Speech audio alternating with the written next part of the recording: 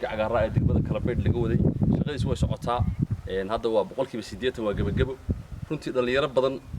baa aad ugu riyaaqday oo soo dhaweysay garoonka cagaaran maadaama ay markii hore meel board ku ciyaar jireen laakiin hadda waxay soo diyaariyeen inay dhaqso hadii aan leedmo sida gobolada waaweyn ay ku ciyaaraan garoonka cagaaran oo habeen iyo maalin lagu talagalay inuu shaqeeyo leedkii la day night-ka ahaa oo 4 saac habeen iyo maalin shidan dhalinyaro lafteeda waxaan ugu tagnay galabta dhalinyaradan oo daawasho u yimi maadaama ay ragga loogu talagalay dhaqso inay ugu ciyaar bilaabaan marka mid kamid ah dhalinyarada ayaan su'aal waxaan weydiinaa sidoo u arka garoonka magacaaga dadka bilaabay Shaafici Cabdi Shaafici ka waran garoonka cagaarka see warta garoonka waa soo dhaweynaa wallahi waa xad aad iyo aad fiican